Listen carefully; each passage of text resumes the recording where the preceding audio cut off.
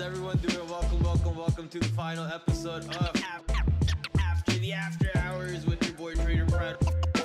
The final day of this week is tomorrow going to be a free fall Friday. Now get ready for tomorrow.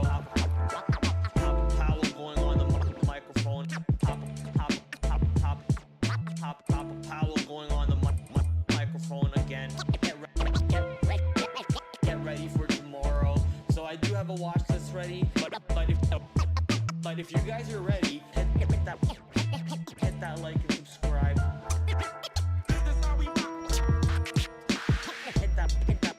Hit that like and subscribe. Thank you guys for all the love. Thank you guys for all the support.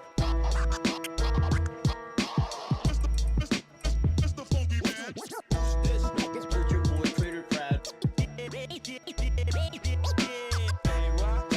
TraderPrad.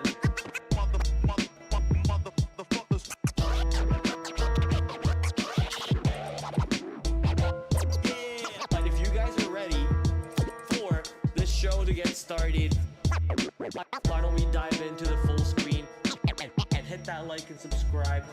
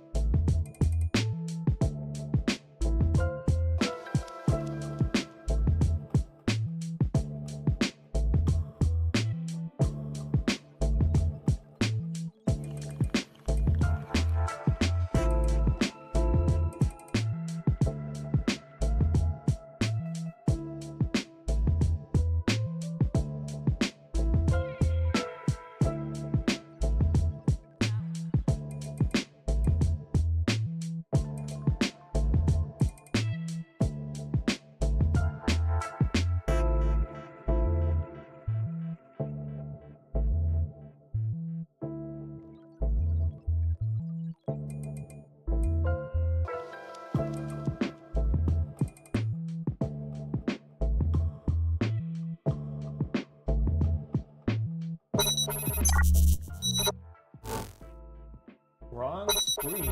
Oh, give me a second. How's everyone doing? Welcome back. I'm here. You're here. We're talking about stock market. We're talking about important events for the rest of the week. We're talking about Joe Biden dropping out of the presidential race. So lots of things happening over the weekend. Lots of stuff to get ready for the next week.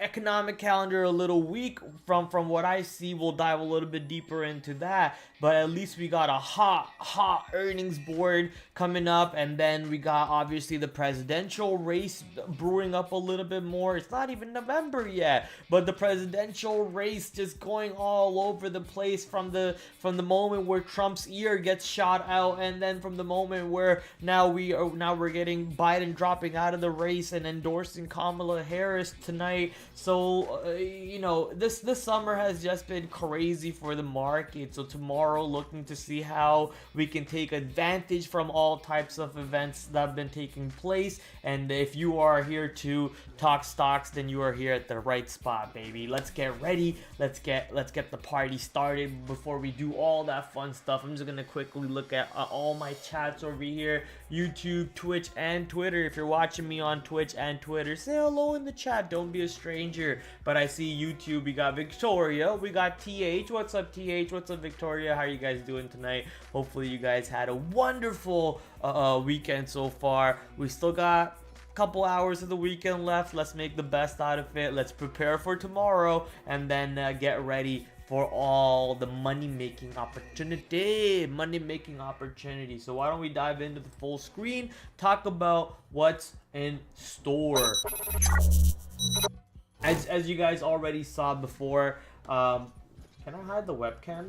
Oh, I can't. Oh, there we go. As you guys saw earlier, when we were starting the stream, I by mistakenly went to the full screen over here, so you kind of saw the earnings board. Earnings board looking very, very hot. Not so hot on Monday, but if you look on Tuesday over here and Wednesday, you got some big names reporting. Even Thursday, you have more airlines reporting. So earnings board getting very interesting. And then the next week after that, we should be having even bigger names reporting, such as Apple, Amazon, Microsoft, and all that. So it'll be pretty big opportunities throughout the day, throughout every single day is what I was trying to say, throughout every single day. And that's the beauty of earnings season, baby. I love earnings seasons. It's just beautiful opportunities when these come out. Sadly though, tomorrow we only have Verizon to keep an eye on. Nothing else on the earnings board in the pre-market or even the after hours that excite me. So Verizon is something that we're going to put on our watch list. Cleveland Cliffs, I believe, is acquiring another company, so we'll see how they report tomorrow after hours. Maybe they set up for some opportunity. But Tuesday we got Spotify, UPS, GM, Coca-Cola, Lockheed Martin, so big hitters reporting over here. Even bigger hitters, we got some of the Magnificent Seven Tuesday after hours. We got Tesla, Alphabet, even Visa coming into that mix of stocks reporting in the after hours. Seagate, a stock that I usually like trading on earnings names. Seagate reporting Tuesday after hours too. Make sure you tune in Tuesday 8 o'clock to see how these stocks reported and what type of setups brew for us, what type of opportunities come into play. Wednesday pre-market, what do we have? AT&T, kind of like Verizon. Usually when Verizon reports, AT&T has a sympathy trade along with it, and they both report in the same week, so possible that we can maybe keep an eye on both of them throughout the week. But yeah, AT&T Wednesday pre-market. No other names in Wednesday that I really care about. I guess you could, talk about the GE's EV sector over here, or even General Dynamics, maybe some stocks. But Chipotle Mexican Grill Wednesday after hour, a stock that recently had a stock split. It's trading around $40. I forget if it's below 50 now, but it should be above 50. So Chipotle Mexican Grill is one that stands out. IBM, Las Vegas Sands. If Momo's in the stream, obviously she'll be upset that I didn't mention Ford reporting on Wednesday after hours too. Thursday, we already mentioned American Airlines. We got Hasbro, the board games maker Hasbro, the toy maker Hasbro, Honeywell, RTX, Raytheon Technologies. It's basically a competitor for Lockheed Martin. Pretty good opportunities over there, usually set up on earnings days. Southwest Airlines, another airlines on the same day as American Airlines. And after that, you got nothing really that stands out for me. I guess Keurig Dr. Pepper for some of you guys. But I haven't really traded Keurig Dr. Pepper as much to say that it's a day trading opportunity for me. So I'm just going to leave that one alone. Skechers, Juniper Networks. I thought Juniper was getting bought out, but I guess the deal hasn't closed yet. Juniper Networks reporting also on Thursday after hours. Friday, we got Bristol Myers, 3M, and Colgate. Okay, I like Colgate. If I remember previously when we were trying to pull up crude oil futures, we pulled up Colgate stock by mistake, and it was on a pretty big ascent to the north side. So Colgate will be standing out on Friday pre-market as some of the stocks that we might keep an eye on. GE Aerospace. Ooh, almost missed that one. GE Aerospace on Tuesday pre-market. ENPH, almost missed that one too. ENPH on Tuesday after the close. And these stocks such as ENPH, SEDG, any of the basically solar stocks are going to catch some traction back to the upside as the FOMC committee is pricing in not the next FOMC, but the FOMC after that at a 92.6% probability of getting a rate cut. And when rate cuts happen, these solar stocks such as ENPH, SEDG, all of them will start catching some moves right back to the glorious moves upside. So keeping an eye on these as interest rates might be getting cut very soon. We still got about a month or two. Let's see what the chat is saying. Chilling on an island, just came to say what's up. Watch the stream later. Chilling on an island. I like it. Dieter living the life over here. Dieter, enjoy, my guy. Enjoy the sun. Beautiful weather out there. I was just playing with my dog earlier, maybe at like 4 p.m. or so, in my backyard. Beautiful weather out there. Obviously, if you can enjoy the beach right now, go enjoy it, ladies and gentlemen. It's fun. It's good weather. Josh in the chat. What's up, Josh? How you doing? Cheers, says Josh. Now I want some alcohol. Now I want some alcohol. Why did I look to my side like I have a stash of alcohol to my side? I don't. But I guess that empty glass of alcohol from last night that I was making margaritas in is a reason why I looked over there. But hey, I'll drink some water. Some agua. I was drinking margarita while watching Jake Paul win. It was not fun. Was not fun at all. Nope, not fun at all. Jake Paul won again. What a bullshit match. Anyways, we're here to talk about stocks, so let's continue down that road. So a lot of stocks reporting earnings, and obviously with interest rates possibly talking about getting cut soon, that'll be some extra fun being poured into the market very soon. It's been a hot market so far. Let's have fun with it. QQQ and S&P 500 have been on a little bit of a descent. I mean, what is that? About 6% so far. I was expecting a 10% pullback on the market until, you know, at least a 10% pullback before we go up another 15-20% to the north side. But at this point, now we got some positive news catalysts coming out, right? Beautiful news catalysts coming out, such as Joe Biden dropping out. Joe Biden dropping out of the presidential race might just put this market right back up. We are also at a previous support area right into this 473. You can see how on 24th of June we made a bottom right around, what is that low?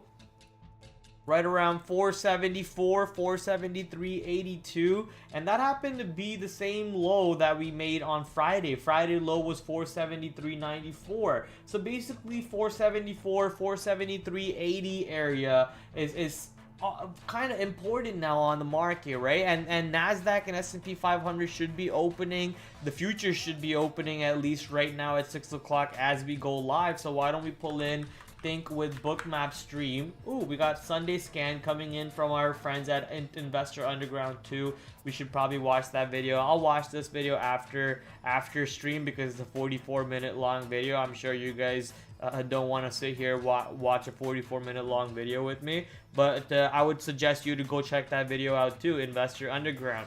Let's go see what ES and Nasdaq were opened at. Looks like pretty much a flat open. Make sure you hit the like and subscribe on these guys. Hit the like and sub. ES opened pretty flat. And Nasdaq, where's Nasdaq? Like, hit the sub. Let the people know to do the same. Nasdaq seems to have actually opened a little bit lower. There's a little bit of a seller, obviously. Ooh, we're taking out some seller right now. Nice. But there's a seller over here, small seller, 59 lots. I mean, obviously after hours going into the weekend, that seller is not that significant because of the size, but because if it's after hours, that seller is the color for that seller is a little darker than it needs to be, right? Just the configuration overall. But seems like the market actually flushed to the downside to begin with, but we are finding some support right into this double bottom over here. Let's see if the market can climb back up, take out that high. Overall, I am expecting this market to take out these resistances and rip to the north side because, hey, like Biden dropping out is just a more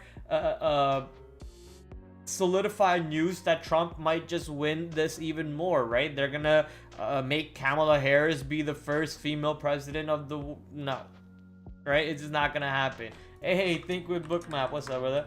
What's up, brother?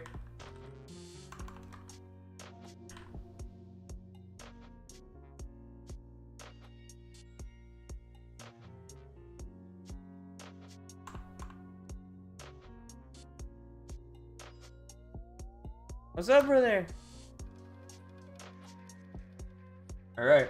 So I'm expecting the market to go back up. There you go. 104 lots now coming in as a support, as we just recently took out that 50 lots resistance that was here. We took it out, and now we're seeing buyers piling back in on the Nasdaq. I'm expecting the market to hold up. I'm not gonna expect the market to fly down too much over here, and then we might actually get a gap up. We're also at a nice little double bottom on the QQQ itself. This is not the Nasdaq futures. This is the QQQ ETF, right? So nice little bottom around 430. Was it 74 or 34? 474. 474. I'm gonna put 474 to 474. 473.50 area, something to keep an eye on to see if supports can come in for the QQQ and take us right back up. This catalyst also most likely helps out DJT, which kind of got below that 36, 35.50 support that it's been creating for 3 days, and then the fourth day obviously broke down a little bit with the market being weak and all the other news catalysts over there. But now with this recent news catalyst of Biden dropping out, we might just see the stock going right back to 40 or even higher than 40. Depends on where it goes in the pre-market. You know, if it goes way above 40, 45, you know, if it goes back to 50, you might just see the stock get slammed back. It's gonna have another stock offering. You got to keep in mind that this company doesn't really make any money. Lots of other catalysts over here that you need to consider. Going long will be scary at higher prices, right? These are expensive prices up here to go long in, but if you are able to get long somewhere down over here, your risk is very tight and your reward is beautiful. So let's see where the stock opens up in the pre-market. If we are able to maybe take a break out of this 40 and have an opportunity to ride into 50, I would love that. But if we're opening up above 50, I think I'm more so interested in what's happening, what has been happening recently, which is just look for the short.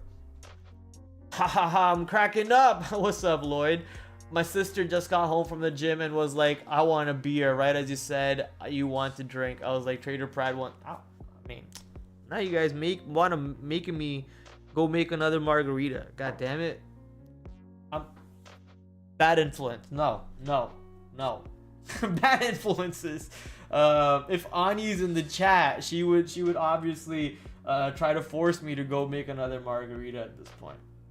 So DJT, looking forward to see how this stock catches some traction tomorrow. What direction do we open up in, and what levels do we get to play with? So far, we've seen that the stock has been struggling around this 50 area. I think on this recent pop, when Donald Trump got shot at, we were actually opening up into 50, but we ended up opening around 46 or so, and just absolute slam down from there. So I'm not expecting the stock to go much higher than this based on this catalyst, but this basically solidifies Trump's victory. This just solidifies Trump's victory. Let's see if we can. I think this is a website, right? I think this is the website where they do bets on like anything, on politics and all kinds of stuff. There you go. 2024 election forecast. Trump 63, 29% Kamala. Right? So, I mean, and she's only up 10% obviously because Buddy dropped out. There you go.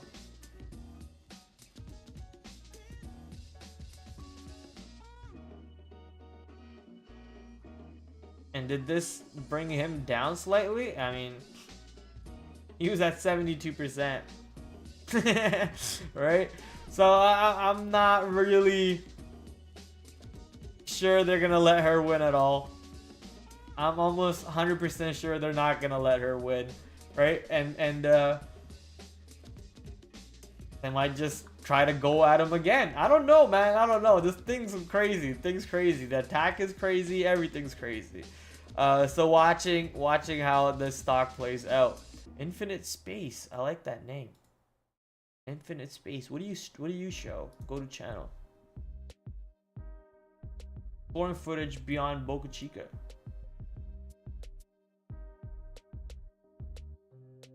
Oh. This is a channel I'd actually like. This is a channel I'd actually like watching. I enjoy watching stuff like this. Isn't it crazy how the Boeing Starliner has not been mentioned at all, chat? Boeing, like, people are stranded up in space in this little Boeing capsule, and no one talks about this. How is Boeing not taking a big hit off that? No? Crazy. It's crazy. I don't understand some of these things. How's Boeing not getting absolutely destroyed off of that?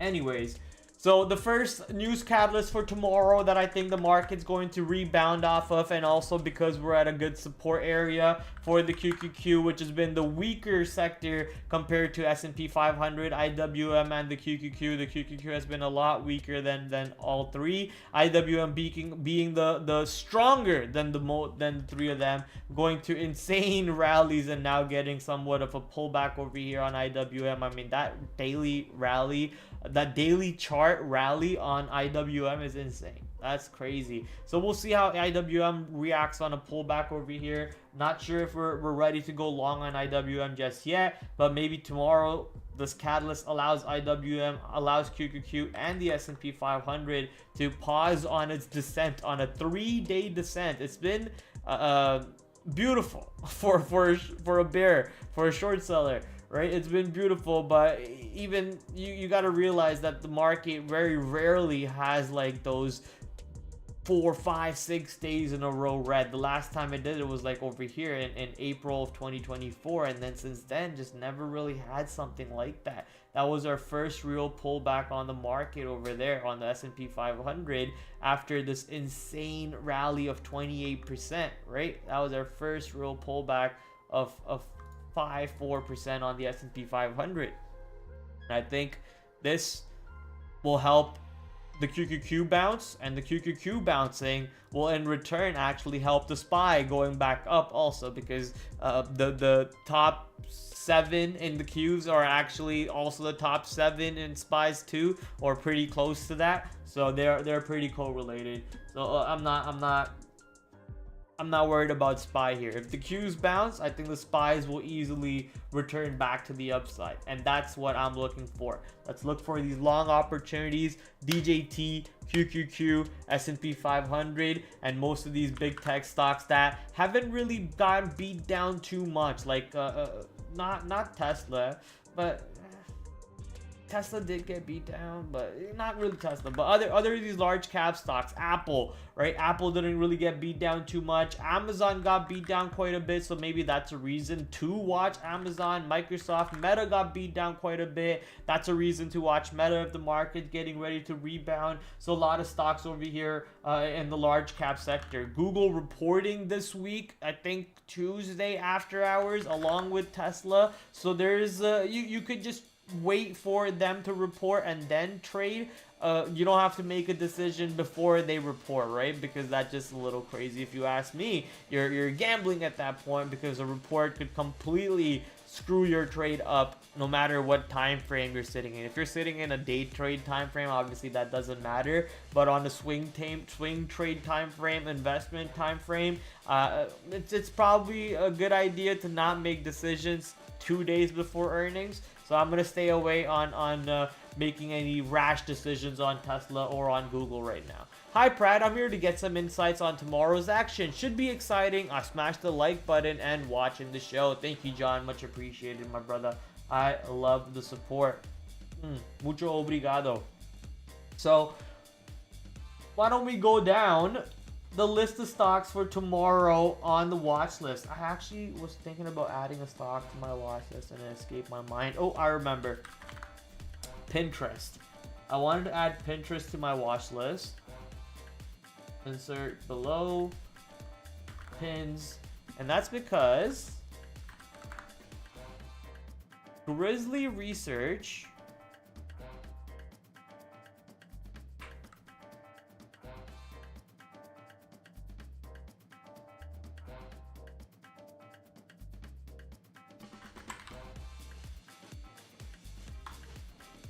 There's a Trump rally tonight? Because Grizzly Research posted a pins short paper. And you guys know I've never been a fan of pins.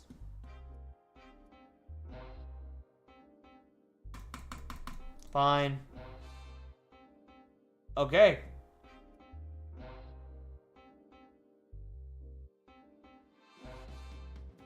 My brother in Christ, what?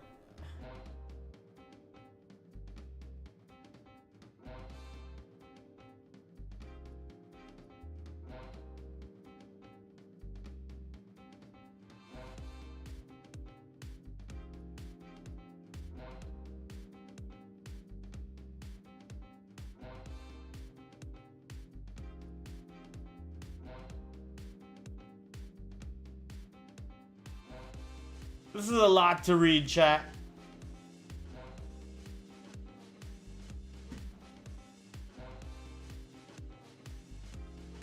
This is a lot to read. This is something to dissect on your own time, at your own leisure.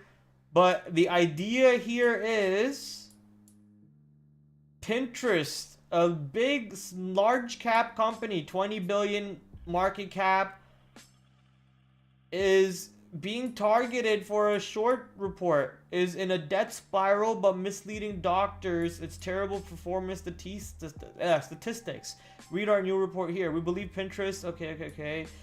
Industry experts and former employees we interviewed corroborate the bleak picture our analysis reveals. Insiders are currently selling the stock aggressively, further substantiating our belief in the downward trend for Pins business. We believe Pins in a long-term debt spiral. Western users leave and the Pins sell more advertising space at cheaper prices to create revenue, which further reduces the overall content quality and drives more users to abandon the service. In conclusion, we believe Pins operation will at best be barely cash flow positive going forward. We estimate Pins is worth less than half of its current value of over $40. Our models value Pins share in the range of between $5 to $16. Okay. So that basically is their report. They're saying that their traffic is going lower and lower. They're selling ad spaces, cheaper ad spaces, worse ad spaces, and that's clogging up the feed. People are leaving based off that, more in return, and that's hurting them more. And then the investors and the insiders themselves are exiting their positions, looking at the S8 filings or whatever those filing numbers are called. So lots to read over here. For anyone interested, go check out Grizzly Research on Twitter. I'll post their link in all 3 chats over here. Make sure you check them out. Check out their report.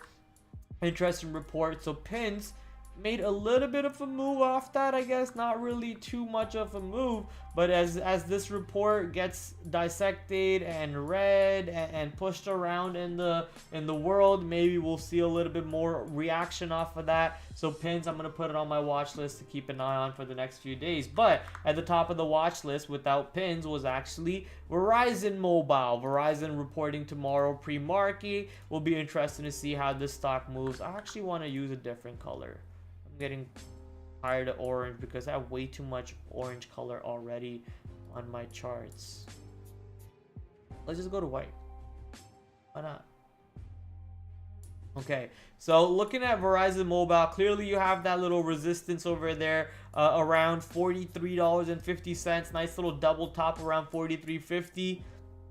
Stock ATR 67 cents. If it reports positive, pushes into this area, you could see a rejection off of this area, giving you some sort of a gap close back into Friday's high or something. But if the report is really good, I want to see buying above 43.50, buying above 44. In that case, we could start looking to get long on Verizon Mobile. Buying above 47, sorry, buying above 44 will allow us to see that they are actually they're turning previous resistances into supports. If you're not seeing buying above 44, even though the level is 43.50, you want to see buyers taking higher prices aggressively. Higher prices are not getting taken as aggressively as the earnings report is, or is indicating should be, then that could be a clear sign of selling or weakness into this previous resistance area, this previous 52-week high area, at which point you could look to get short on a little bit of a pullback for a gap close or something.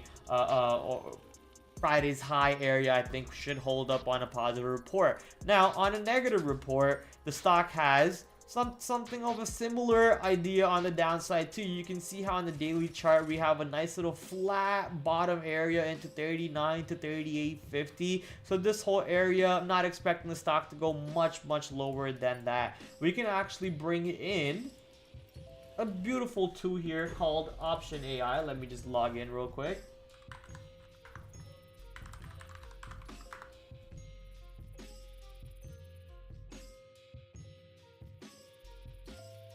Bring in Options AI for Verizon Mobile.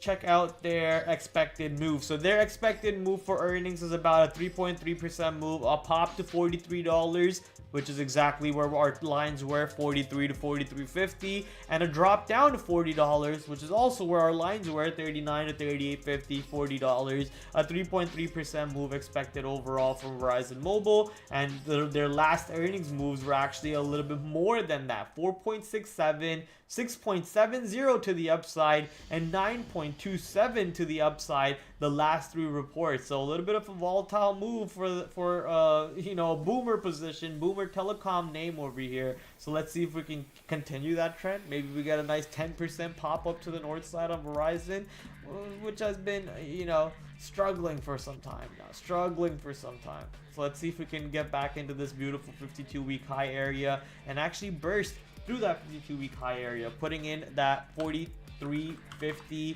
as a resistance pocket, and support will be right around 39. I'll just leave it at 39. Now, the next stock I want to talk about, because we don't really have any more earnings names besides Verizon that I'm interested for tomorrow pre-market.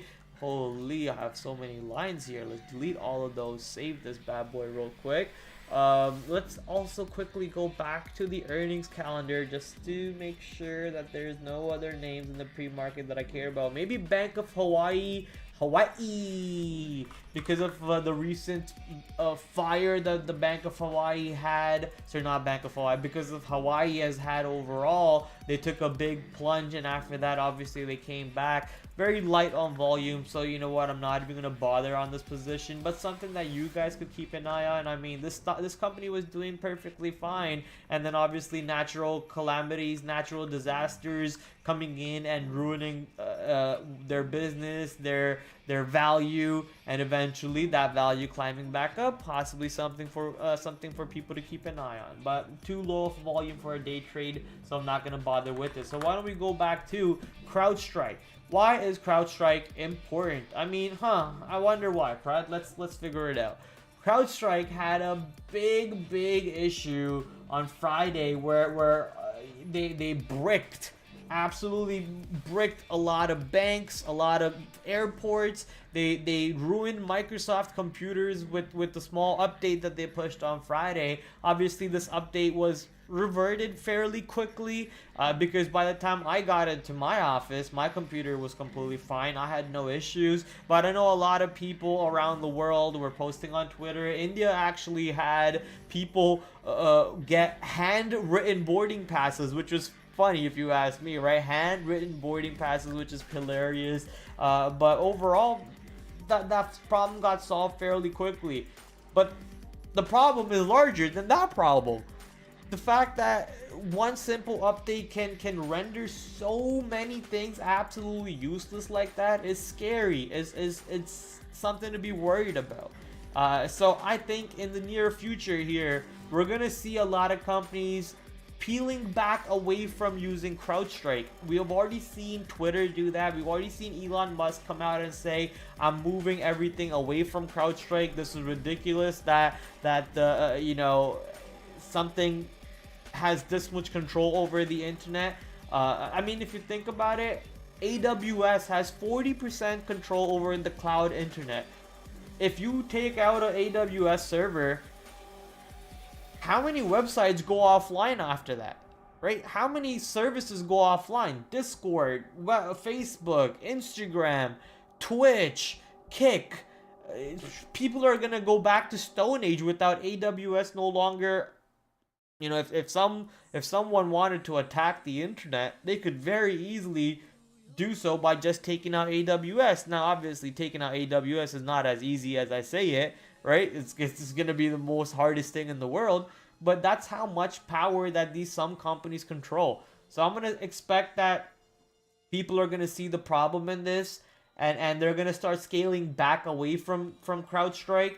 This, however, is just a theory, but a theory that's not going to help me with the trade at all. So how can we use this theory to see if we can create some sort of a trading opportunity? We've seen the stock actually find buying off of 300 on that very same Friday, because I traded the long off of 300 right over here. I got long, I think maybe over here, I got long into 300. I got out into 305, and then I got stopped out on the break of 309 for my long, and then I didn't look long later on. Obviously later on, Elon Musk news coming in, hitting the news wires, takes the stock right back to 300 and even below 300, giving anyone who was short a nice beautiful layup for the short side. So longs got paid if you were long on the opening run up, shorts got paid if you were short on the later side of the day. What is the stock going to do going into the next few days is going to be very important. The company obviously is had a little mistake, right? They had a little mistake. That's not going to ruin them completely, but I expect that little mistake to maybe see some of the people scaling back away from them. So the next few earnings reports will be interesting to see.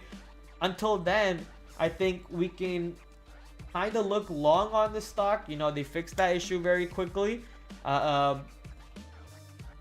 There's a big gap to fill over here.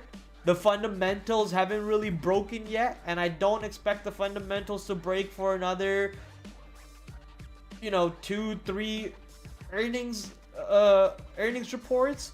So based on that, as long as we continue to hold above Friday's low or even above 300, I think there's a long opportunity here on CrowdStrike. I think there's a long opportunity. So watching CrowdStrike very closely, seeing how it reacts into this 290 or even below 290 into this pocket over here where I have marked out right into $280. See how it reacts on dips. See how the buyers come in and what prices are they coming in. If the stock is not holding above 300, then there's a good chance that there could be some sort of a short opportunity around 300 into today's low. Sorry, why am I saying today? Into Friday's low, and then through Friday's low into that 280 area. The stock has a $16 ATR. This catalyst is still pretty fresh. It could easily go down to 280 from 300, giving you a $20 move. I could see that happening very easily. That's if we reject right around 300, break today's low, and then start making that move. Very much in picture. So 280 for support. 280 for support. Maybe above 280. I'll just put in 290 because that's Friday's low. Technical area, and then I want to see the key inflection area as 300. That's where I want to make decision. I want to see how buyers or sellers are behaving around this price. And that's going to be very important for me. Resistance, I think the 315 to 317 pocket that the stock was creating on Friday right into this little high that we had was pretty evident. If we do hold 300 and we make a move into 315, 317, I think there's an opportunity to look short there because ATR $16 clearly looks like there was a resistance there Friday. Opportunities to maybe look short again there. So lots of opportunities coming in for our trade on CrowdStrike. Color it orange. Let me color it on an important color. And Verizon, I think I'll put it blue right now because it'll be important to see how the stock reports. If it doesn't report well, then it's not really going to be that important for me to trade it. Boomer name. Talking about boomer names, let's go to another boomer name. Alcoa, a company that actually reported green. I thought, you know, it was gonna go higher. They reported growth year to year. I thought they would go higher, but nope, they're on a descent right now. So now, as we push down into this 34, 33, $80 where the stock has previously shown support at. Also, the previous earnings low, exactly into that 33.84. Let's see if we can find support there. Going into that area, showing you some sort of a long being built, could give you an opportunity to get long into right back into $36, some sort of a swing trade even. So looking forward to see how 34 to 33.50 holds on the downside for Alcoa, and aluminium, however you want to say it, producer who reported earnings not too long ago and actually reported growth. I'm looking to see where I want to put my resistance marker. I guess I'm just mainly interested to make a decision at this 34 area, so I'm not worried about anything in between. I'm just not gonna make a decision about anything in between. DJT, next one on the watch list. As I said, very interested to see how this $40 area plays out. We've previously seen 36 be important on the way down. 36 held pretty well. 36 to 35.50 really held pretty well on the way down. And with Joe Biden dropping out of the race, I'm expecting the stock to easily push back above 36, above 35.50, push into maybe $40. If we open up above 40 in the pre-market, and we let's say we open somewhere into 40 and we're actually buying above 40, that's going to be a beautiful opportunity to look long on DJT. So a stock with $4 ATR, we've seen it do way more than $4 on any specific catalyst given day. So I'm very, very interested for this bad boy. DJT, Donald, John, I think it's John. Donald, Johnny Boy, Trump. Ooh, we put pins in the wrong area. Okay, pins. Not really a high priority until that news kind of settles in. You know, volume hasn't really kicked in off of that news. Technically though, if you're looking at the stock on a technical analysis base, right into $40 to $42, it seems to have resistance. So if it pushes there and you find some selling in that area, maybe we could look short. But until then, I'm not really seeing too much into pins. I mean, that news hit the Twitter Spaces 2 days ago, a day ago, and we haven't really seen any reaction off of that, right? So until the reaction kicks in, I'm just gonna stay hands off. But something to keep an eye on. Some looks like selling into $40 to $42 on Pinterest. Disney actually getting below 96 and finding selling under 96. So now we want to see if Disney on pops into 96 finds selling, so we can find opportunities to short it and continue to ride it down. Disney breaking this beautiful support over here, flagging on the way down, breaking the flag, flagging on the way down again, and breaking the flag. So let's see. If you see buying above 96 though, try not to short it. It's just not worth it. Not worth their headache. But 96 on Friday especially, every single pop into VWAP just got sold.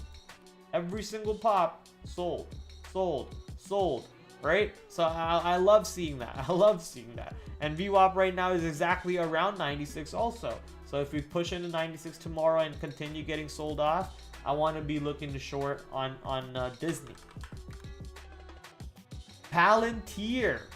Boy, oh boy, that $30 area is still pretty interesting on Palantir. It has a good amount of sellers sitting on $30, so I'm interested to see how Palantir reacts. We have seen it once already going into 29.80 or so, but haven't really seen it push into, 29.83 was the high. Haven't really seen it go test the size at 30 yet, but with the way we're trading over here, Palantir, you can see how on the daily chart we're holding the 9 EMA. There is a seller. Obviously, we see the sellers into 30, but the buyers are there. The buyers are there and they're holding it up. So it looks like Palantir is getting very, very ready soon to go tickle that 30, either give you a scalp short off of that $30 area that can maybe turn into a swing kind of an idea, or a break of 30, which gives you monster momentum to the north side. So let's see how Palantir sets up. And that, ladies and gentlemen, is basically our main stocks for tomorrow that we are going to watch, besides the large cap. Obviously, our large cap stocks such as Apple, Amazon, Google, Microsoft, Meta, Nvidia, Tesla are all the stocks that we watch every single day. I watch these stocks every single day. They help me make judgments on QQQ. They make me help judgments on the S&P 500. Along with that, we have Micron, AMD also on board, along with Micron, AMD, TSM, who reported earnings recently, Netflix, who reported earnings recently. Surprisingly enough, Netflix pushing to the downside with a good report. I don't know about that, but Netflix getting sold off over here. Let's see how Netflix reacts. Ooh, is that a good support area coming into play on Netflix very soon? Let's see how Netflix reacts on the way down, or with the market possibly going back up tomorrow. Maybe Netflix giving you an opportunity to look long. Very pricey for me though. $600, $700 stock. It's going to be kind of spready, so I'm more so, if I'm looking to play long on tech names or whatever, I'm just gonna go trade QQQ and just go long QQQ. It's just much easier trade for me, right? Much easier trade for me to go long Qs and hold it for the whole day, because I believe there could be a bounce tomorrow. I believe there could be a bounce tomorrow. One sector that we should 100% keep our eyes open for is the Bitcoin sector, and the reason why is because look at how Bitcoin consolidated here and then broke out into the 65k. Into 65k, we consolidated again. We bull flagged, and we broke out of the bull flag. After breaking out of the bull flag with some volume, we created a 3-bar setup, and then we broke the 3-bar setup. I actually called out this 3-bar breakout coming into play on our Discord channel. So if you're not in our Discord channel, do yourself a favor. Click on the link tree page, and then at the top of the link tree over here, right under that beautiful face, are my social media links. Join our Discord server, because we called it out on maybe moments before this breakout happened. Bitcoin going to the north side. That's gonna take Coinbase, IBIT. Look at Coinbase, my goodness. Oof, 10% move on Friday, looking like it wants to rip to the north side. IBIT with the big pop, 6% pop on Friday. So all these stocks moving higher. Mara actually gave you a beautiful long off of 23 that I took. I took that long off of 23 on Friday. So opportunities being presented to us that we need to take advantage of. And if you're not tracking all these names, you're gonna miss them out, right? You're gonna miss out. Don't miss out. Calling it out for you. Don't miss out. So Coinbase, Bitcoin moving, and another reason why Bitcoin is more so in favor now after Biden drops out is because Trump has been talking about cryptocurrency and how he wants to keep cryptocurrency in United States, and how he was going to keep Elizabeth Warren and her goons away from your Bitcoin. You know, it was a funny little interview that this kid was asking Trump. Let's actually pull it up. Hold on, let me see if I can pull it up.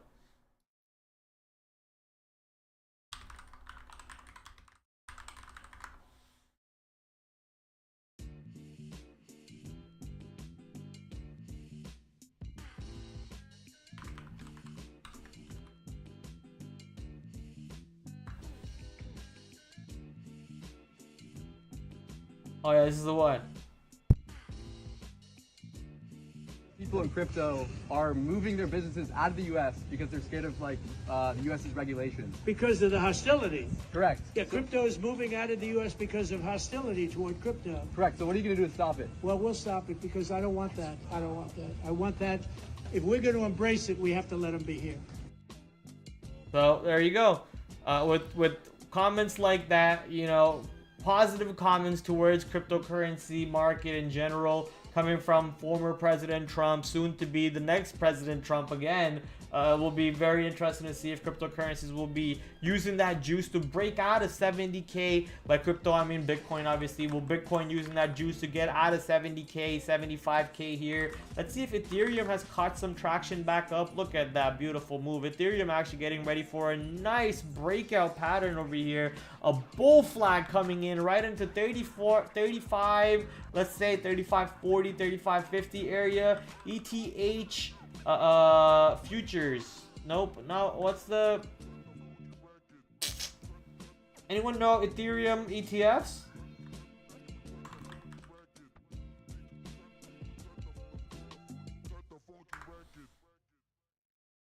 They're not here yet.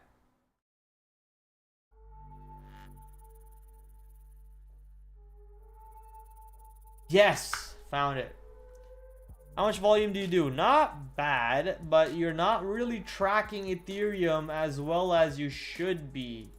So this is the Grayscale Ethereum Trust. This is the possible stock that turns into ETF from the from the over-the-counter market, the pink sheets market. That's what happened to GBTC. GBTC is the Bitcoin equivalent to this stock, also owned by the same company, that turned into an ETF. So most likely ETHE turns into an ETF.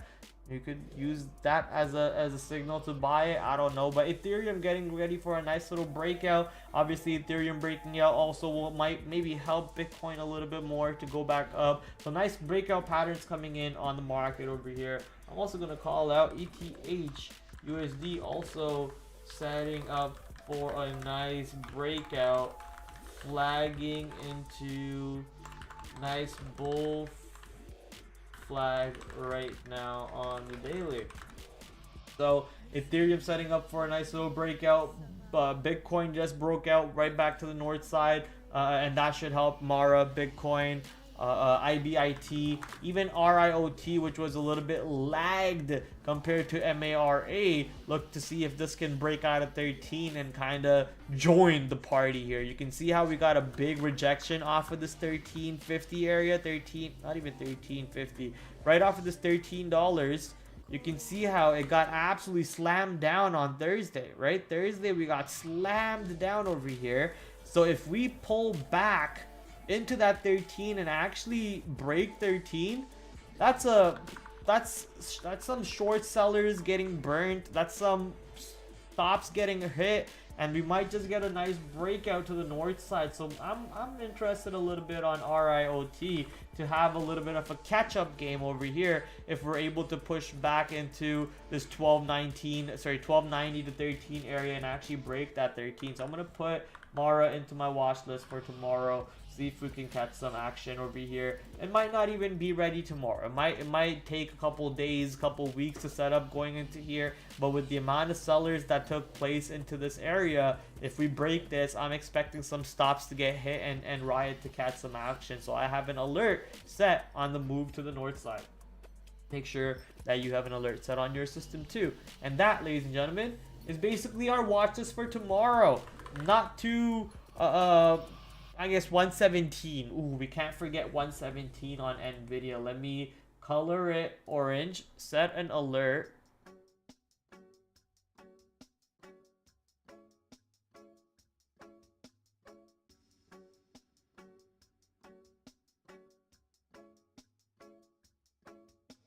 Right there.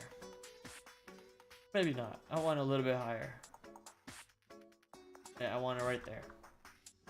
Okay. So Nvidia 117, if that breaks, then the market's weak. Sadly, that's gonna be a sad story for semiconductor sector. But if the market's strong, I think 117 should hold, and Nvidia should give you a good long opportunity right back into 122, $120 or so. So watch how Nvidia reacts. Right now, Nvidia looks like it wants to break 117, sadly. Meta, like I mentioned, this stock pulled back quite a bit from the all-time highs. With the market pulling back, I think there's some opportunities to look long on Meta, because that sell-off, you got to think of it in the same way. The extensions to the upside are short opportunities, but an extension to the downside is also a long opportunity, right? So the extension to the downside right now, failure to push back down will be opportunities to look long. So let's see how Meta sets up. Microsoft is another opportunity over here. It depends if the market goes up, right? Mainly if the market goes up. I think off the open, I'm watching mainly Nvidia. Off the open, I'm mainly watching Nvidia for that 117 area. Let me cycle through some other stocks over here to see if any of them stand out at a quick glance. TSM, obviously some sort of a day 2, day 3 opportunity because they just reported earnings. Micron, not that important for me. I did mention that Micron should technically go back to $100, but that's just me throwing a random price out there and seeing if it sticks. But no real technical analysis being used over here to call out that 100, or even financial analysis being used to call out that 100. I just think that this move over here on Micron was crazy, and the earnings report that came out and proved that this move was unwarranted for Micron. So let's see if they pull back all the way there.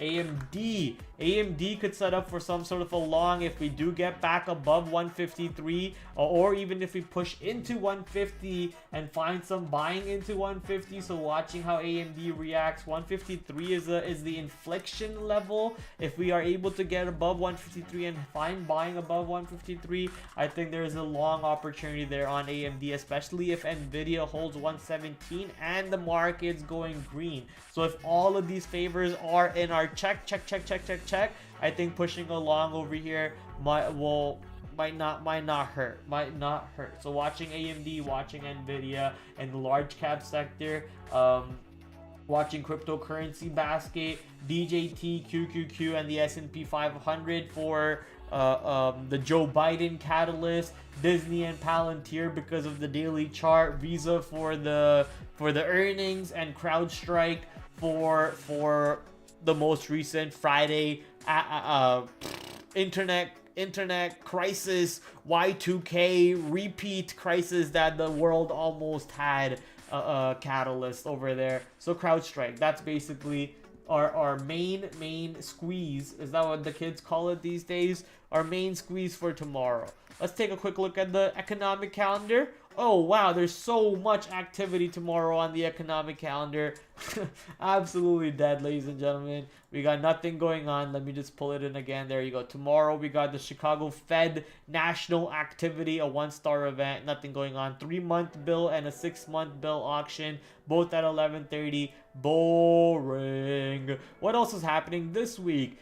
Tuesday we got 10 o'clock. We got some events coming. Existing home sales, 2-year auction note at 1 o'clock, and then looks like nothing else on Tuesday. Wednesday we got 7 o'clock, 8:30, building permits, trade numbers, retail inventories, wholesale inventories, S&P manufacturing numbers, and global services numbers, basically PMI coming out. We also should have crude numbers every Wednesday and nat gas every Thursday. 5-year auction note on Wednesday. Okay, 5-year auction note on Wednesday. Atlanta GDP numbers. What is happening Thursday? Core durable good order. Okay. Jobless claims, PCE prices, more auction notes, 7-year auction, 8-year auction coming out on Thursday after at 1 o'clock and 11:30.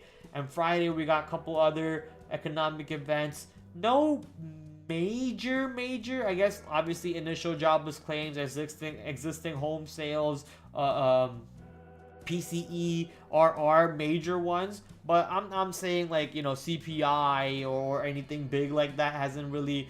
I guess we did get a CPI recently, right? So besides that, we do have some other events coming throughout the week. So we'll be ready for those every single day. We'll kind of walk you guys through the economic calendar. So make sure you tune in at 8 o'clock, Monday to Thursday, and Sunday, like today, 6 p.m.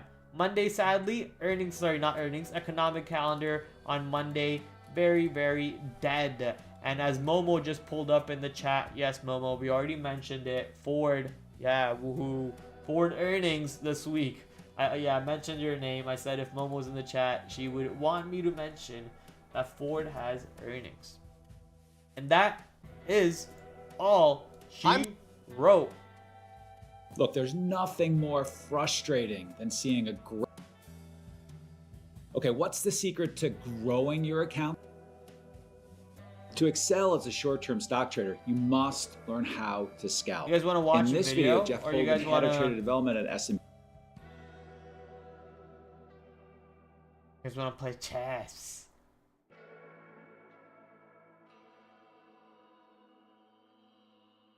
Option strategy.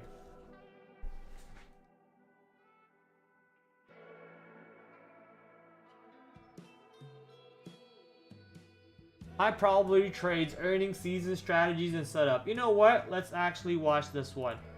Traders, I am going to be sharing my top ideas, thought process, and my precise entry and exit plans with you for the upcoming week, like I do each week. But just before we get into that, a couple important reminders. As you know, earnings are now getting underway, and this week we have several market giants like Tesla and Alphabet reporting earnings.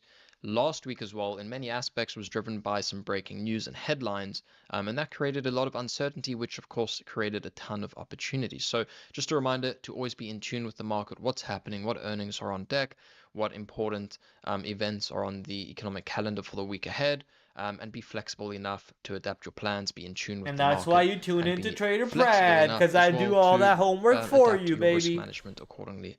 Now for the week ahead, here is what I'm watching, my top watches. First of all, it's going to be looking for a bounce in small caps, a long entry, IWM, or you can look at TNA, you know, pick your poison there. IWM for me. This was undoubtedly one of the top opportunities so far in the month, was the breakout, followed by, you know, incredible momentum in IWM post CPI. And I'm very glad to have seen several traders on the desk crush this opportunity, as well as the pullback and reversion trade in IWM as well. Nice measured pullback there. You know, that's something, both the long and short opportunities we went over in detail in my latest Inside Access meeting. But really similar to my thoughts from last week, when I had small caps on there. Coming into the week, I'm still stalking IWM, looking for a bottom, looking for a turn, looking for a long entry and a second leg higher over a lengthy period of time. So here's my plan. Higher time frame, we know, broke out across multiple time frames and levels aligned across multiple time frames, followed by a nice steady pullback now over multiple days. So with the area of sort of 216 in mind, and if we go to more of an intraday, and you can see that level shine through from Friday as well. 216, we started to base, we started to come into a little bit of support. So with that area in mind, it's going to be a key area that I watch going forward. Now, ideally, I want to see IWM display some relative strength to the overall market, indicating that the theme of short-term outperformance remains intact. But for an entry, what I want to see is I want to see a quick wash below 216, below Friday's low, and immediate sort of snapback, recovery, and base, followed by a higher low, multi-day VWAP reclaim to confirm some bottoming action. For me, that would be a really nice sort of starter position and signal to get my entry position long against the low of that move. Alternatively, we could just open up flat, start to base above sort of this 217.50 area, start holding above 218 in order to initiate a long position and add once we break over Friday's high and start to form an uptrend. But essentially, I'm looking to see the IWM in both scenarios hold firm over 218 and sort of that zone, as well as then Friday's high, to size in and get all of my risk in the position. Now, what I'm going to be doing on a higher time frame is, of course, managing my position using a 15-minute time frame and specifically looking at trading my stops using higher lows on that time frame and scaling out of my position as we make significant higher highs on that time frame. And I'm also going to be using ATRs as a target, so looking to scale out into key levels from the daily chart, being 222 on the daily and then 225 on the daily. Also works out to be measured moves in terms of ATRs. So looking to scale higher lows, higher highs, as well as ATRs as targets. And this is something I'll hold for multiple days. And if we continue to push into a target 222 and we go sideways for multiple days, I'll adjust my plan. I'll broaden out my time frame and look to potentially hold for weeks and not just days, depending on the action. So I'm going to be flexible with this.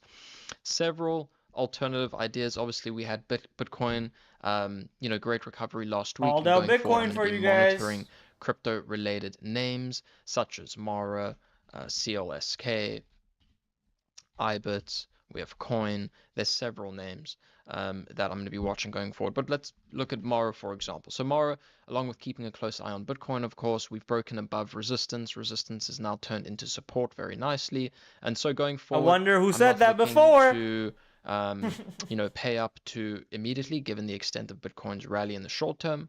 But if Mara continues to base, I like that he's basically talking about what I just talked about, giving me confidence that, big term traders, good traders from better companies are looking at the same thing that I am. So it gives me confidence in that. Not too eager. I'm really just watching to see how some crypto related names shape up going forward. And so far, I like what I'm seeing in Mara.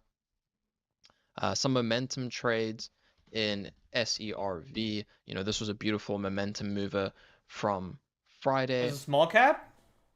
And, obviously, you just have to go back, look at the SOUN chart to really see how it ends.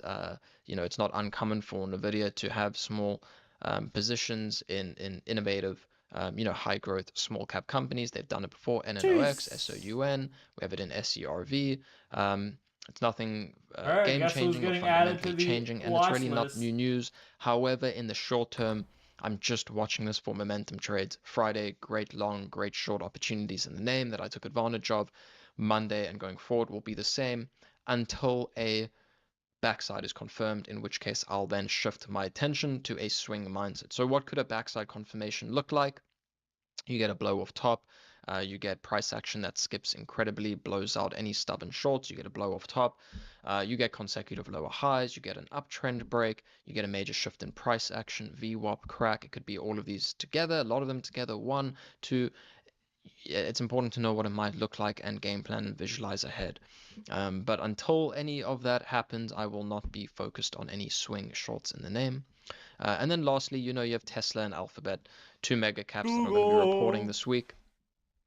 And I'm just going to be looking for opportunities post. He heard it so first. Before I look I appreciate the comment, but I highly doubt it. I think he recorded this video at the same time, or maybe much earlier than I went live. Results. I appreciate the comment, though. And only then will I start to familiarize myself with the price action on the day, having been armed now with all of the information I need, and look to form a trade plan if a setup begins to form. So that's my overall process. And obviously, this is a topic that we can go over in further detail later in the week when it's more relevant as well. I saw something that how crowd thing caused issues with shipping companies. Maybe so Zim can get a bounce. Radar, of course, maybe, but I'm not interested for Zim as a day trade. If I'm a lot of interested things for a popping up, bounce, whether like it's I'm headline-driven, going long breaking news, QQQ, a lot of not interested in Zim. new setups and new stocks are becoming in play throughout the week that I Or turn like my I'm attention going to, long be it small caps, DJT, mid or I'm large going caps, long like or even overall there's so many sectors at the other moment. stocks doing way better volume so and my plans could opportunities, change but and alter throughout Zim the could week. be But one. that is coming into the week my top focus. Small caps by far IWM my top focus. Let me know, drop it in the comments what you're watching, what's on your watch list, what are your plans, and I will see you all next week. I'm surprised you didn't mention CrowdStrike. Trader, not doing as well as you want. Surprised they did not mention CrowdStrike. Holy shit, man. A 3-minute long outro? Mike Bellafiore, these outros are getting out of hand, my brother.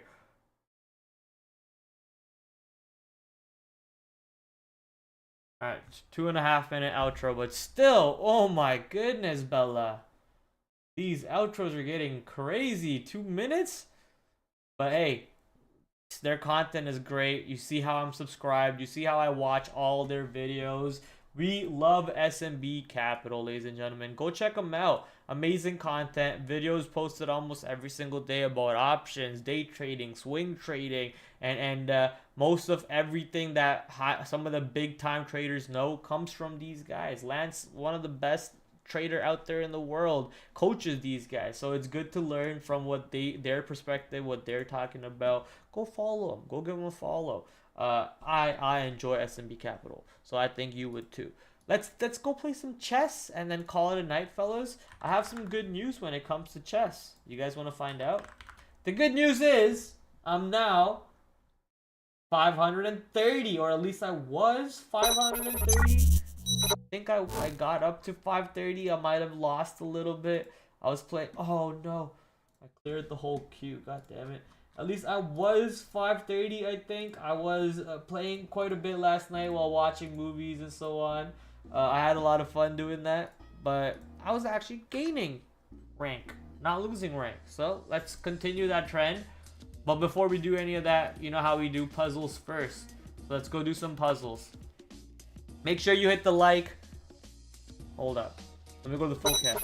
Make sure you hit that like, hit that subscribe, and all that fun stuff. Check out the Linktree page in the description if you're on YouTube or if you're on Twitch or on Twitter. Go check out my bio. Has a link to all my affiliate sponsors, Trade Ideas, Traders Think, and Benzinga. The 3 tools that I use for day trading every single day, gentlemen. Go check them out. But most of all, I would appreciate if you hit the like, subscribe, and all that other fun stuff that helps with the algorithm on the specific stream that you're watching me in. Appreciate the love from everybody and appreciate the support. I know you're mostly here for this trading stuff, so if you're heading out, I love you guys. But if you're here for the chess stuff, let's get it started. Okay, white to move.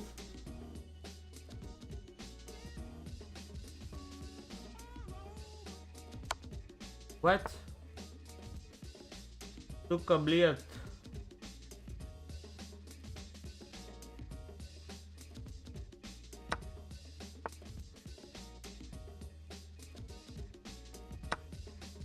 Can I get a hit, bro? Oh my god. They tricked me there. Black to move.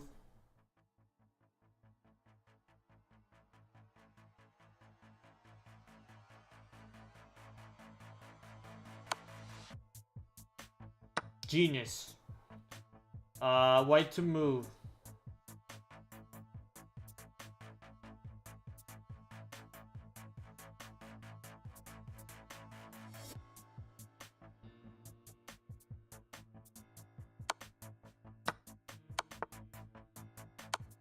I thought that was the right move, but okay. I was kind of confused a little bit. Prad, have a great night. See you Monday. Take care, John. Have a great weekend, my friend. I'll see you tomorrow, 8 p.m. I said 9 p.m. Monday to Thursday, 8 p.m. I'll see you Monday, brother. Take care. It's gonna be a wild, wild Monday tomorrow, people. Wild Monday. White to move.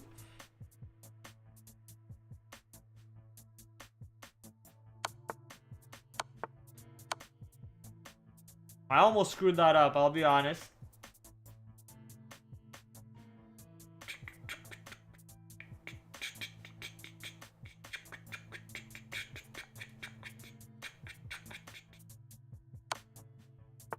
Why did I do that? I'm so stupid.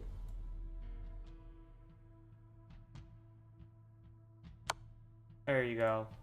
That makes sense. But my rating is going down. I was 1143. Now I'm at 888. That's so sad. Alright, let's just play our game. Get our win and move on. And watch this. 524. 524. I was doing pretty good, chat. I think I got to 540. I was doing really good, man.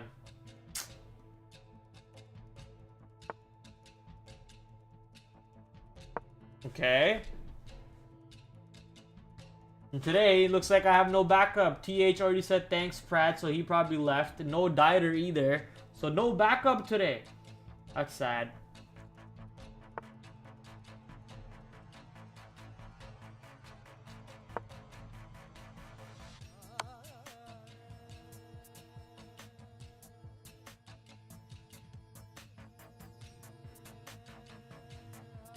Gonna kill that.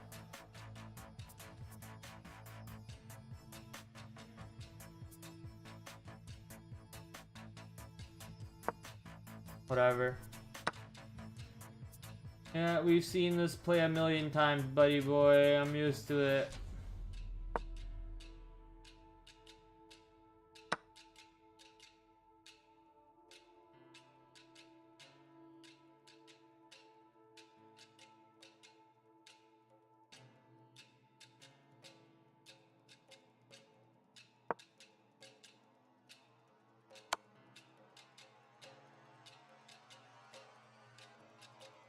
What the hell, man? This girl is kicking my ass.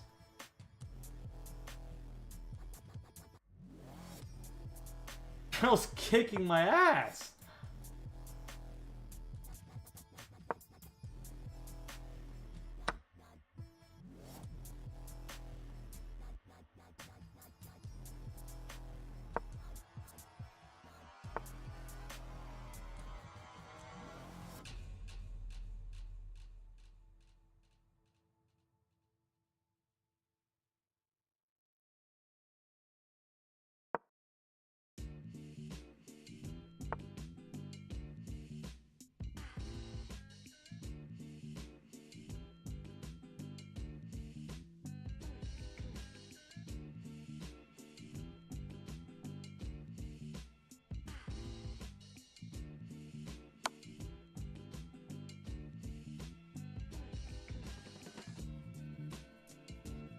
I didn't change, my bad.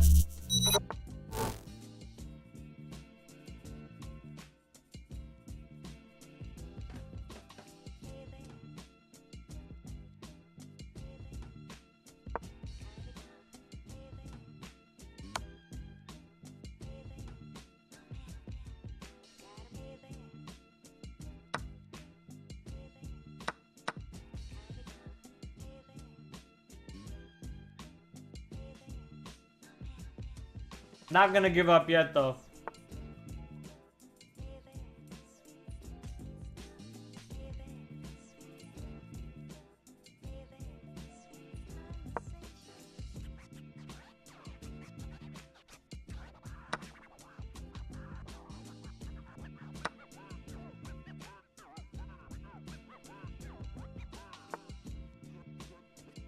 Shut up, TH.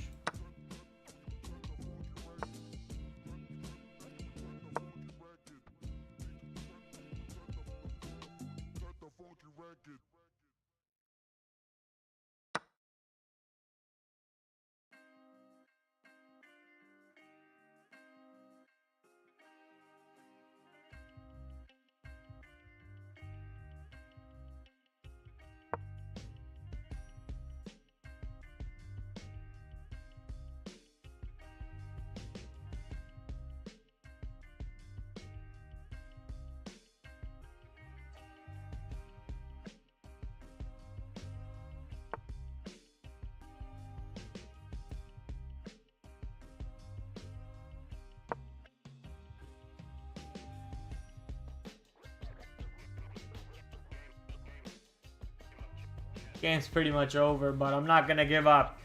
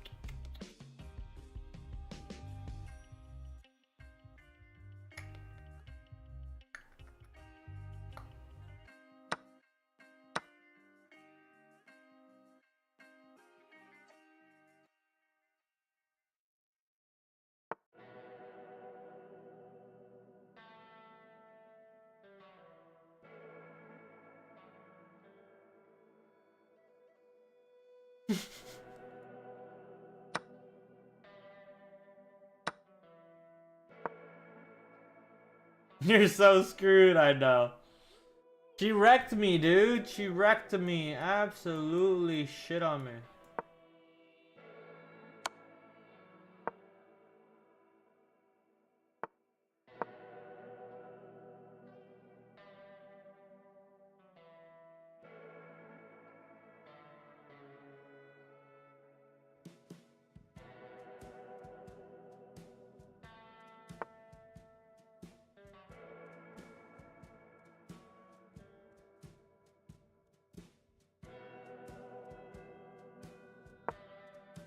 They all say that, yeah, especially Johnny Depp.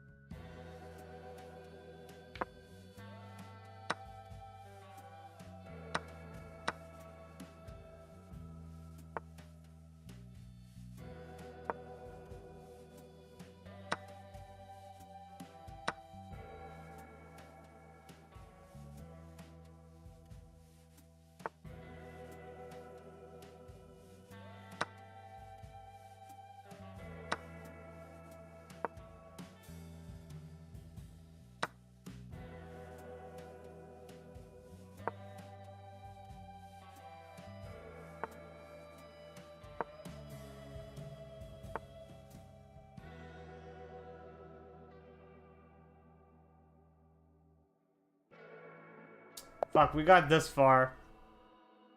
We got that far, but made a lot of mistakes. Alright, let's not make mistakes here. That guy just took all of this back corner, man. It was a catfish too. I bet you it wasn't even a girl. He wrecked me.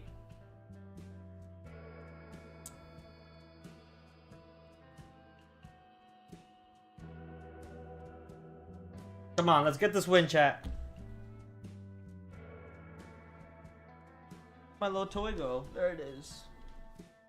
Let's get this fucking win, man.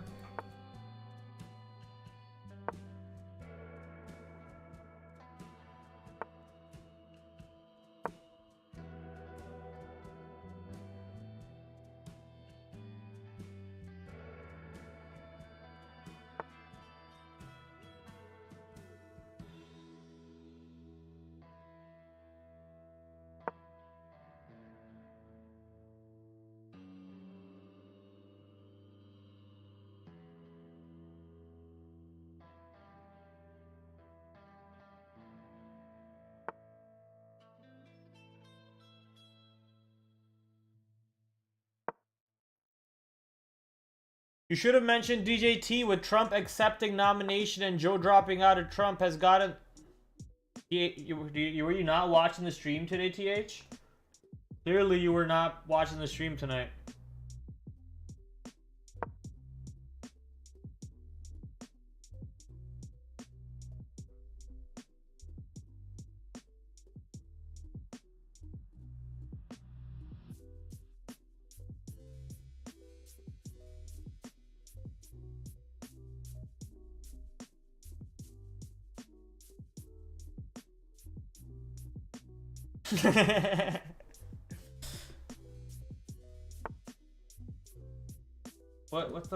What can't, oh, the chest doesn't have the watch list.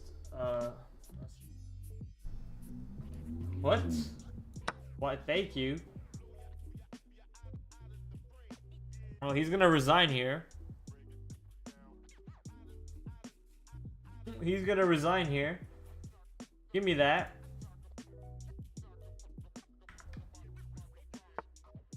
He's not gonna resign?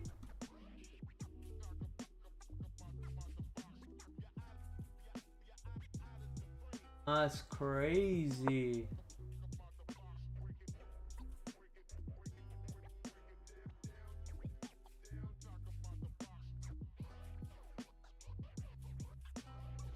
This was a bad call. He doesn't have a escape.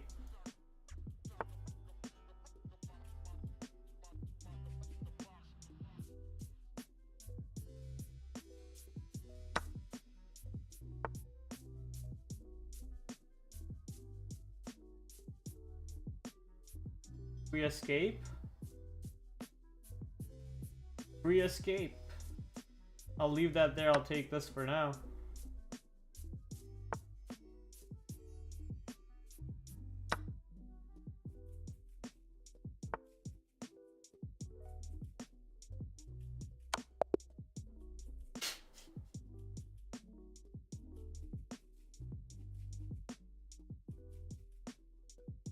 That was easy. What was this guy doing? What? What? That was easy. Alright, let's play a black once. Oh, this one I'm winning right here. Watch this. He's gonna take this. I'm gonna come in. Or is he actually smarter than that? Oh, okay, buddy. He's smarter than that. He is smarter than that.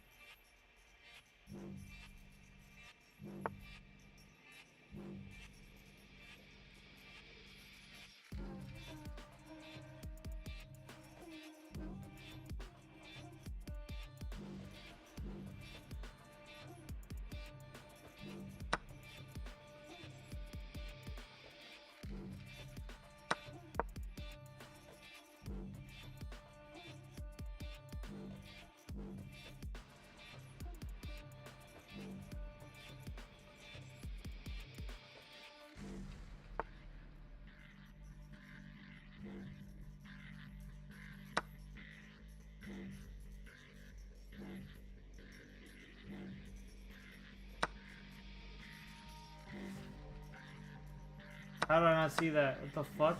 Oh my god.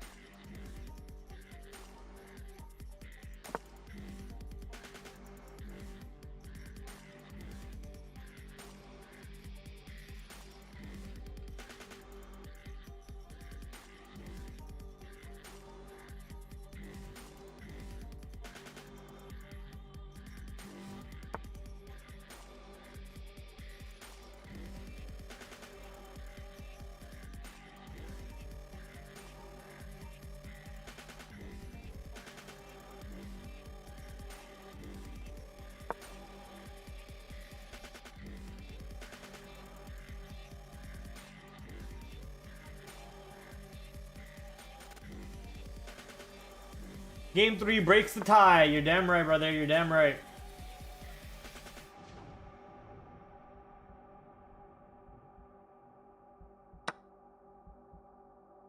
Move out your knight so you can castle. Already did that. Take his queen. I was planning to, but I was wondering if I wanted to waste my queen or not. I think if I took his queen, though, it would have been obviously beneficial for me.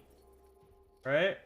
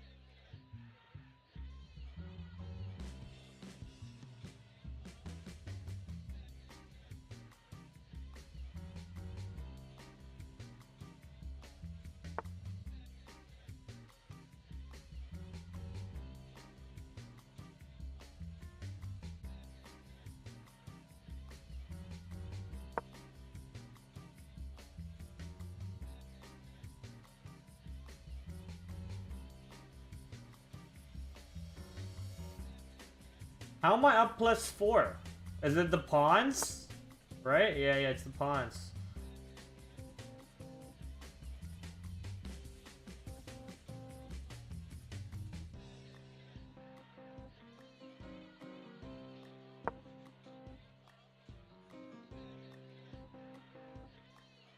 I've also probably brought it here.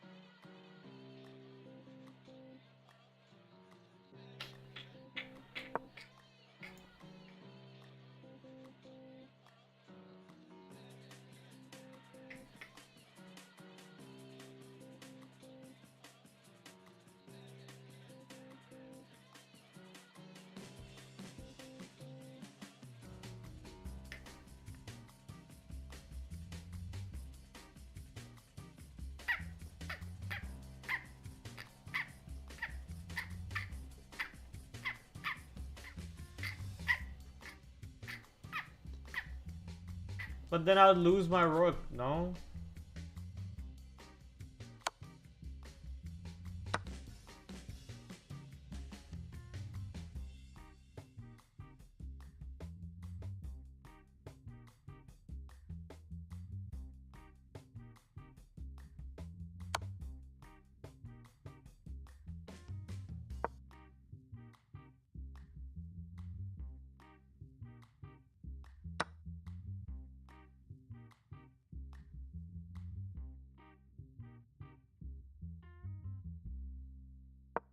Oh, why did I do that? That's a death warrant.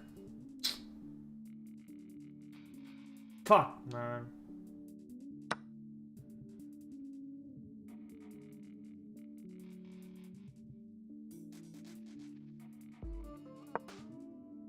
Oh, this is another death warrant. Oh my god. Oh my god, I just threw my game so hard.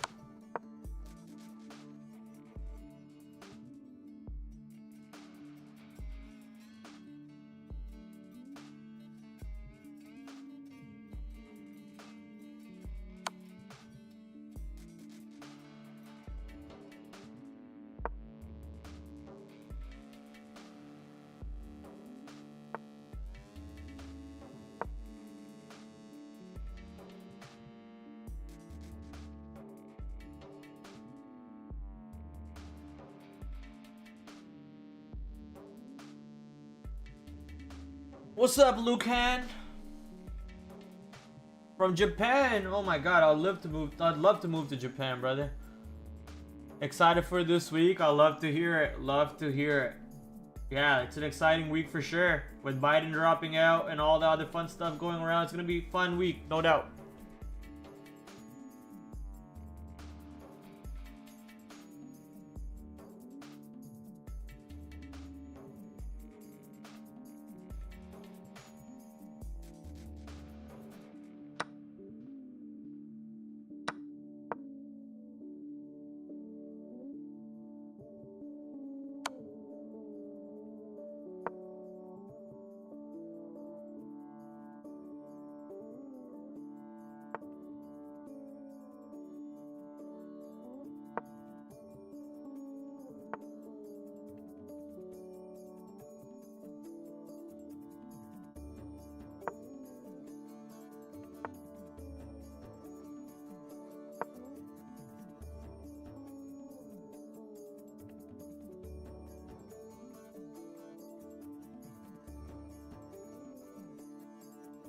I'll take a stalemate.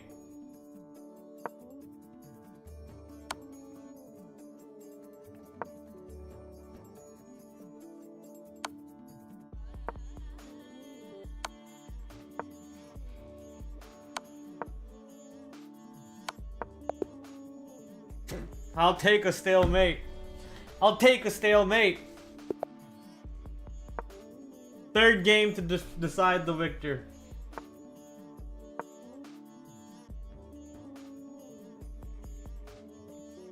One loss, one win, one draw. This will be the decider. The decider with the apple cider.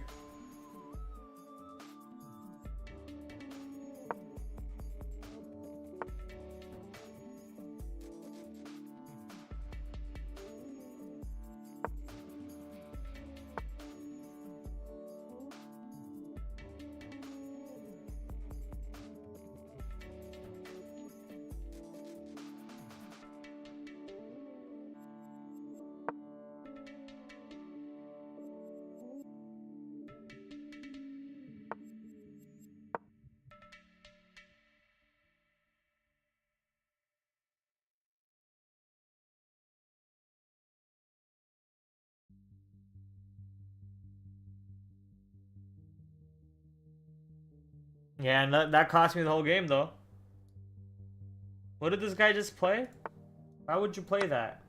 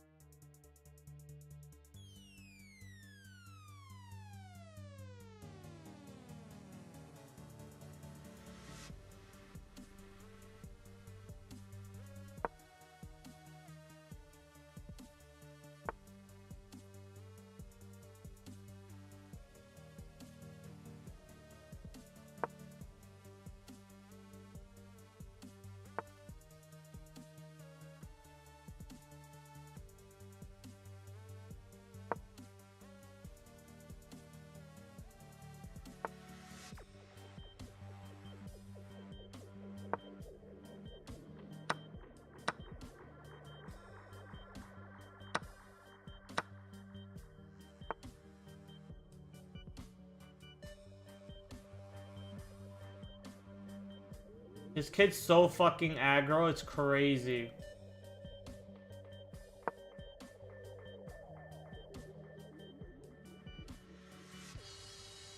Miyamoto-su! Fucking idiot. This kid's an idiot. So aggro, it's crazy how aggro this kid is.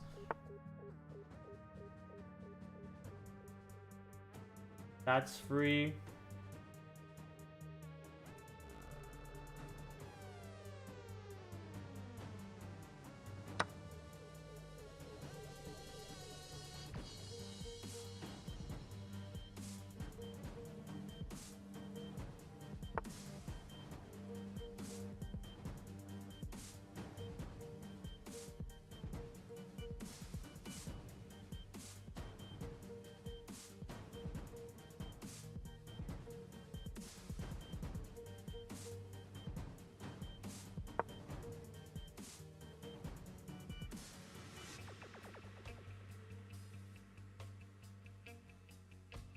Who do you want to protect, bud?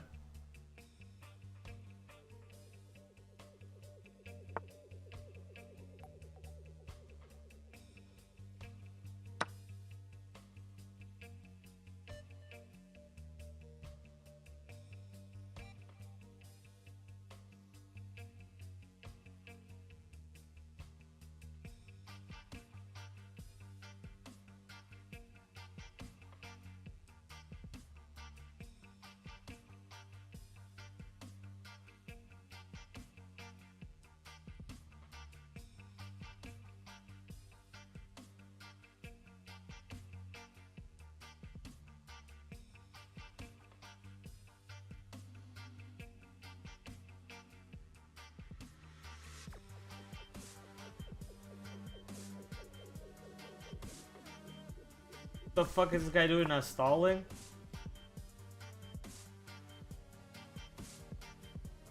Yeah, I'll trade. I don't give a shit.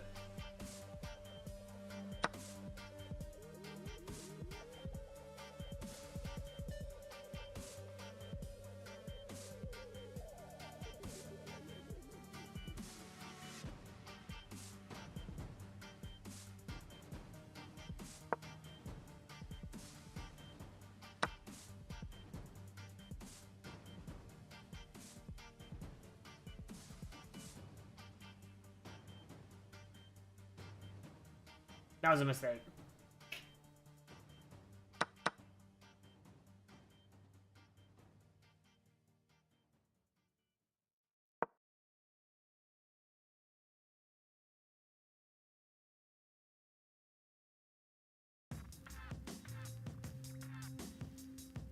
Yeah, but that pawn takes knight.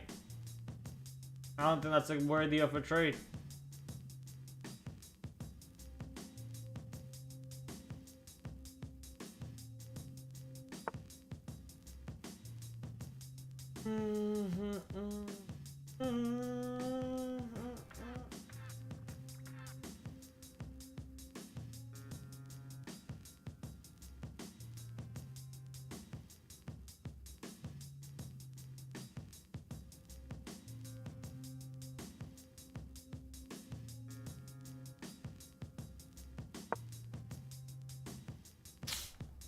I need some of this pawn structure broken up. That's what I need.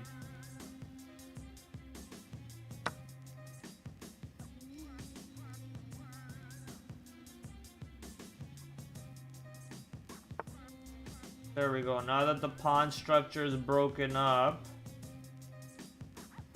we can come in and attack all fucking way we want.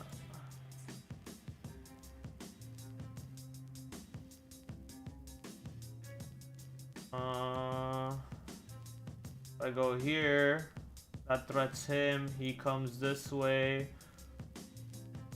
Not a good trade. We'll just push this one up for now.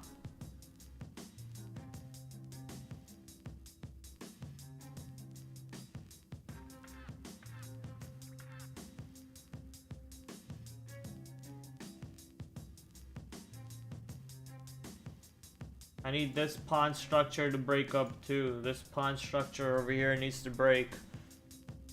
But how do I get to that point? Is the main question.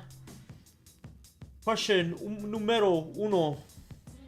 How does he have the same time as me is crazy? Like what? This guy's taking so long to play.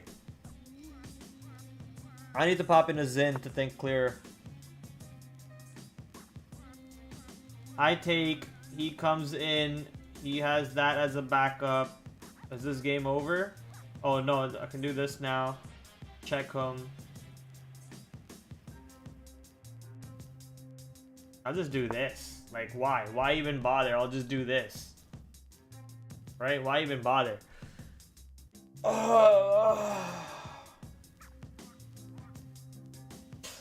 Bro, real question. How do you feel about crypto trading versus options? I only take pleasure in trading options. I feel copy trading a lazy way of trading, but counterintuitive with options. You can trade more than 20. I have no clue what you're talking about. First of all, never copy trade. Copy trades for idiots. And you never copy trade.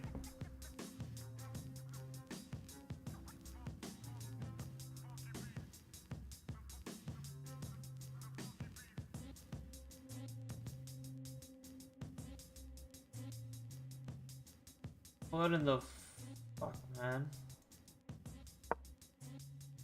Okay, first of all, never copy trade, because copy trade, you're an idiot if you copy trade. Learn actually how to trade, even though it'll take a long time to actually do it. Learn how to actually trade. But when it comes to options, crypto, not crypto, and everything, like, it doesn't really matter, man. It doesn't really matter. Like, you know, if you understand your instrument of choice better than most people do, and you can make money on it, who cares? That's all that matters at the end of the day, right? That's the only thing that matters at the end of the day. Like, if you understand crypto better than equities, go trade crypto. Don't trade equities. If you understand vice versa, go do that. Whatever is your poison of choice, you trade that. Nothing wrong with trying new avenues and learning new avenues, but tech.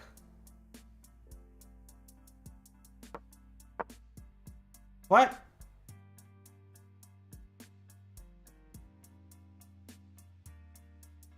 Oh, that's a kill.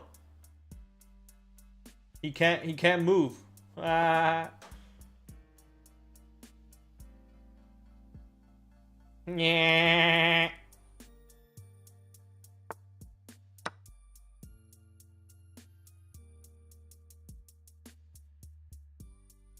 Accidental GG.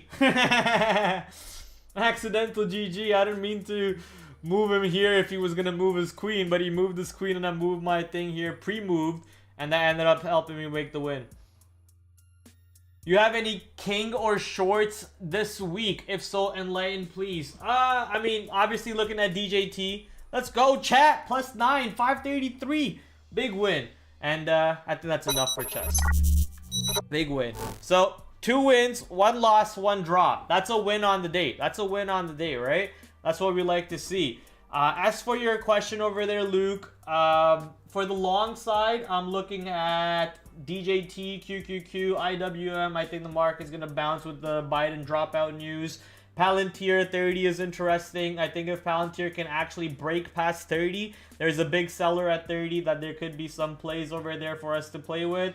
If Nvidia can get below 117, there's a short opportunity through 117.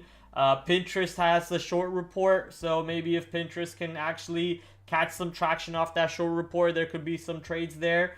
Bitcoin obviously going back up, so Mara, Riot, IBIT, and all those names on the watch list. And for the rest of the names, my friend, you're gonna have to watch the stream all over again, because it's time for me to call it a night. It's when did I start? 6, 7? It's almost 2 hours that we've been streaming. It's 1 hour and 46 minutes that we've been live.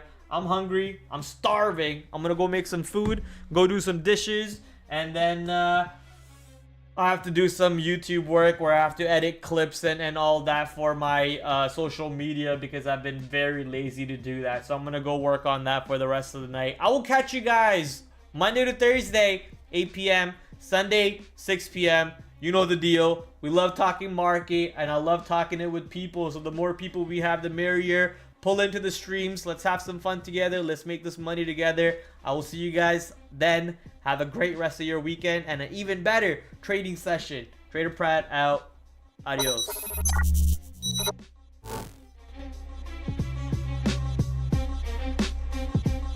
After the after hours with your host TraderPrad, I'm doing great. Hopefully you guys are joining me on that great side. Markets are moving around. Might just be a risk on type of day, so let's see what happens. 8 o'clock tomorrow, as you guys know, we do the stream Monday to Thursday, 8 p.m. Shout out to my affiliate sponsors, Benzinga, Trade Ideas, the #1 scanner to go to, Trader Sync, promo code down below, promo code PRAD15 to get 15% off. I will catch you guys tomorrow, 8 o'clock, same time, same place. Until then, TraderPrad out. Adios.